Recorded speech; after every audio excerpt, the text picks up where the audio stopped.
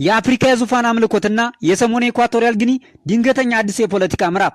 አፍሪካ በተፈጥሮ ሀብት የበለጸገች በሰው ኃይል የታደለች ሆኖም በብዙ የፖለቲካ መሪዎቿ የስልጣን ጥመኝነትና የዙፋን አምልኮት በሚያደርሱባት በደል ክፉኛ የቆሰለች አህጉር ሆና ቀጥላለች።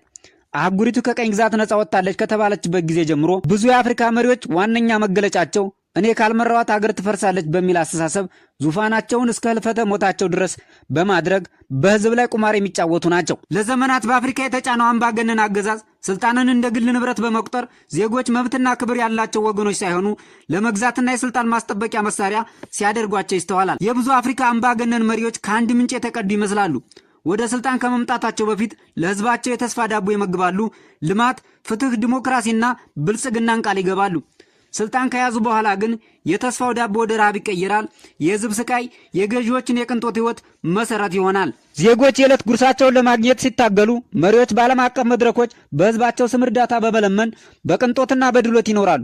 ያ ሁሉ ቃል የተገባው የዲሞክራሲና የልማት ተስፋ የሚዲያ ፍጆታ ሆኖ ይቀራል። አህጉሪቱ በውድ ማዕድናት፣ በነዳጅ፣ በተፈጥሮ ጋዝ፣ በለም መሬት፣ በትላላቅ ወንዞችና ለንግድ ምቹ በሆኑ የባህር በሮች ብትታደልም የገዢዎች ስግብግብነትና ግዴለሽነት በራስ አቅም አልምቶ ህዝቦችን ከመጥቀም ይልቅ ይህንን ሀብት ለውጭ ኃይሎች አሳልፎ በመስጠት ለሌሎች ፍላጎት የምትኖር ተመጽዋች ምድር አድርገዋታል።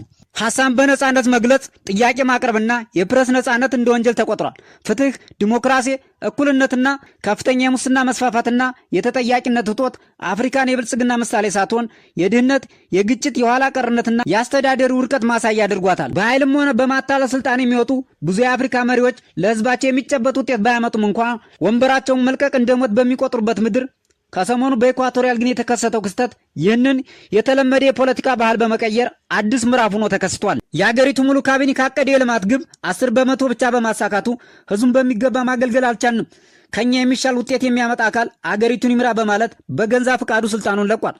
ይህም በአፍሪካ የፖለቲካ ታሪክ ብርቅና አዲስ ምዕራፍ ይከፍታል ተብሎለታል። ፕሬዚዳንት ኦቢያንግ ከ1979 ጀምሮ የመካከለኛው ምስራቅ አፍሪካ ሀገርን ሲመሩ ከመቆየታቸው አንጻር አዛዥና ናዛዥ የሆኑበትን ስልጣን በሰላም መልቀቃቸው በርካቶችን እያነጋገረ ይገኛል።